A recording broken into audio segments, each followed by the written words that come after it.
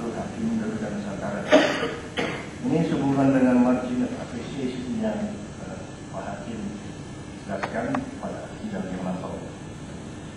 Saya mau bandingkan dengan putusan Supreme Court di Kanada dalam perkara R versus FDS tahun 1987 nomor 84. Di sini dikatakan, Indonesian judges are now required to apply social context.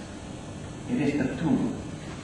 Similarly, the margin of appreciation doctrine is a useful tool in accommodating diversity and deferring, when reasonable to do so, to national courts, which are better placed to understand local and social context. Jadi maksud saya, margin of appreciation memang penting, suatu alat penting. Tapi di dalam memberikan margin of appreciation, misalnya pembatasan hak bersikap itu harus diperhatikan konteks nasional, yaitu kalau saya boleh katakan ini dalam perkara kita ini adalah multikultural masyarakat Indonesia dan multibar yang selama ini tidak ribut sejak adanya wadah tunggal ini 85 terus ribut sampai sekarang hampir 30 tahun. Apakah saudara hakim atau Pak Hakim ini tidak memperhatikan local konteks ini? Kalau saya boleh petik lagi adalah key potential.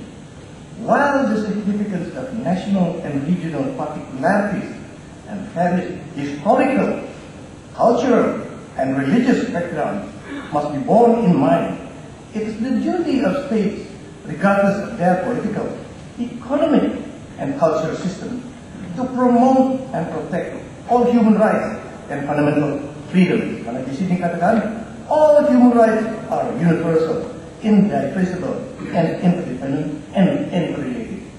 Jadi, kalau pembatasan hak berserikat itu mencemari hak asasi manusia, mencemari konteks kultural dan sistem atau struktur masyarakat itu, harus diperhatikan apakah itu ada diskriminasi dan apakah ada pelanggaran hak asasi, itu hak berserikat dan hak berkumpul. Terima kasih.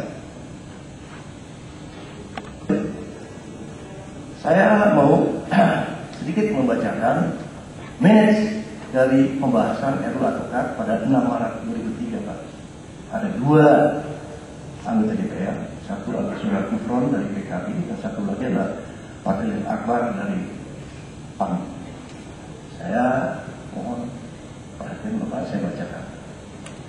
Ini mengenai penyatuan 8 organisasi dalam 5 tahun waktu itu pembicaraan pembahasan RUU Advokat itu. Pak Akbar kami di Kehakiman menyatakan seperti ini, Pak. Kami menghargai pendapat tersebut, namun pikiran tersebut perlu kita renungkan.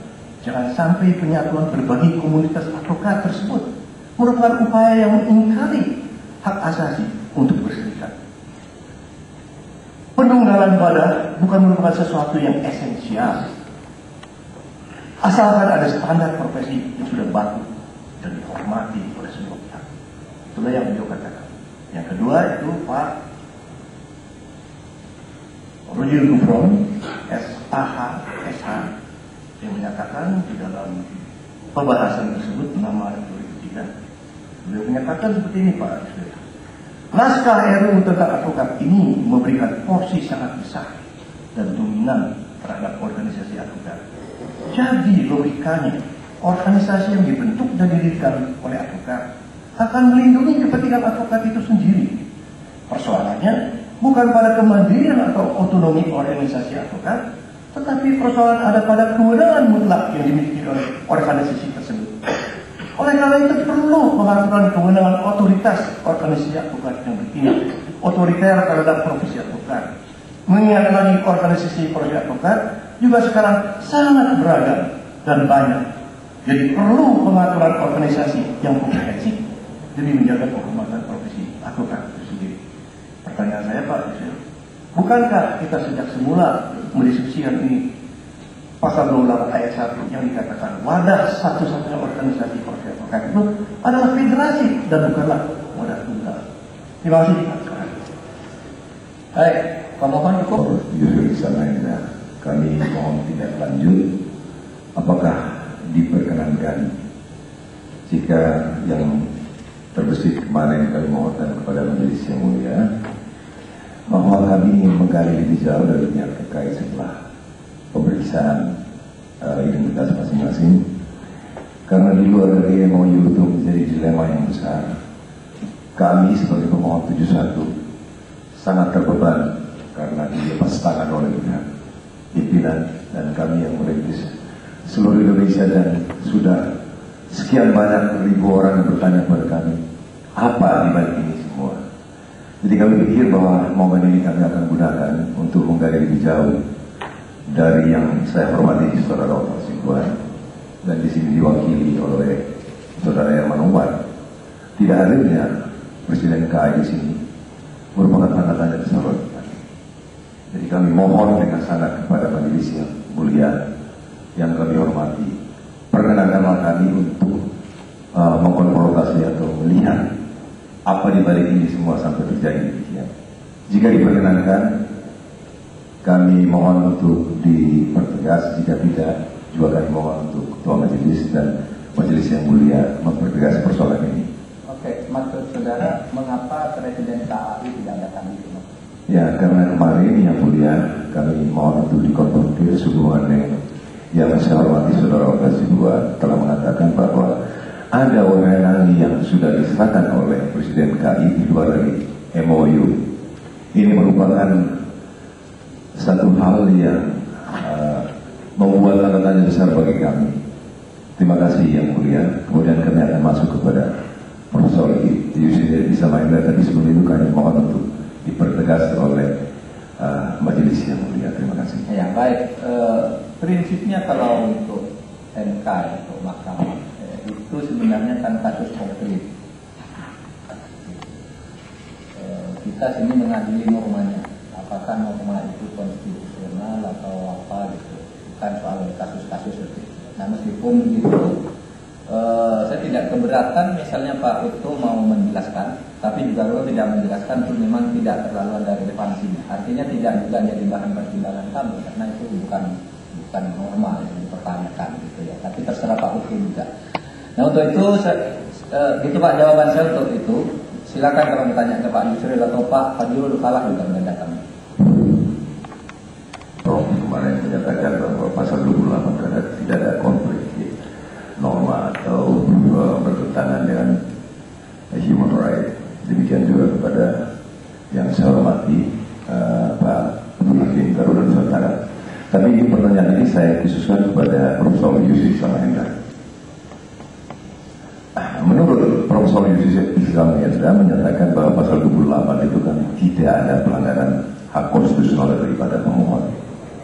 Pertanyaan kami sejauh apa Prof mendalami pasal 28 tanpa mendalami ketentuan pasal 26, 27 dan delegasinya pasal 33 untuk pelaksanaan pasal 26 dan 27 ayat 1 sampai 7 dan ayat 1 sampai 5. Nah, dari ketentuan dua pasal ini saya masuk kepada pertanyaan kedua, bahwa menurut hemat para pemohon 71 di sini memang sudah terdapat pelanggaran normatif karena kami sebagai pelaku sejarah di dalam pelaksanaan pengambilan sumpah. Dalam konteks ini putusan 101 menjadi dilema yang dipolitisir. Apakah ini bukan merupakan satu pelanggaran konstitusional terhadap kami? Mohon dijelaskan yang terhormat Profesor Yusri. Terima kasih. Dari pemohon adalah silakan. Satu, terima kasih yang mulia. Saya mau menanyakan kepada yang mulia Pak Profesor Yusri Bisa Mahendra.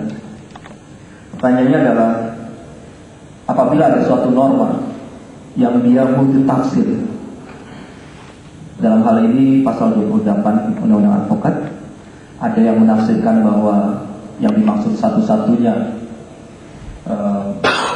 ini adalah berarti harus satu wadah tunggal. Ada juga yang menafsirkan bahwa dia bisa federasi, bisa ditafsirkan sebagai federasi. Kemudian kita kaitkan dengan ketentuan di dalam pasal 1 ayat 3 Undang-Undang Dasar 45 dan pasal 28D ayat 1 Undang-Undang Dasar 45, di mana kita membutuhkan satu kepastian hukum yang tentu punya kaitannya dengan tafsir terhadap hukum. Apabila terdapat suatu norma yang dia menimbulkan multitafsir, apakah norma tersebut inkonstitusional atau tetap konstitusional?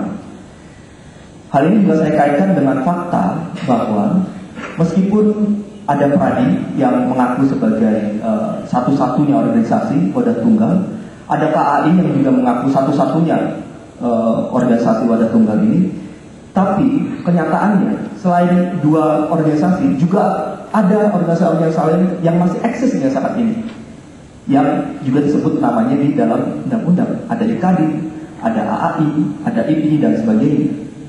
Jika memang Pradi dianggap wadah tunggal pada saat itu ketika pembentukannya, tentu seharusnya organisasi-organisasi ini melebur menjadi satu. Jika memang tafsirnya adalah wadah tunggal. Tapi kalau tafsirnya adalah federasi, maka pada saat Pradi dibentuk, organisasi-organisasi ini adalah organisasi-organisasi yang dinaungi oleh Pradi. Nah, artinya pasal 28 di Undang-Undang Advokat ini kenyataannya menimbulkan multitafsir. Apakah jika suatu ketentuan multitafsir itu dibiarkan, maka dapat menimbulkan inkonstitusionalitas dari norma tersebut? Terima kasih.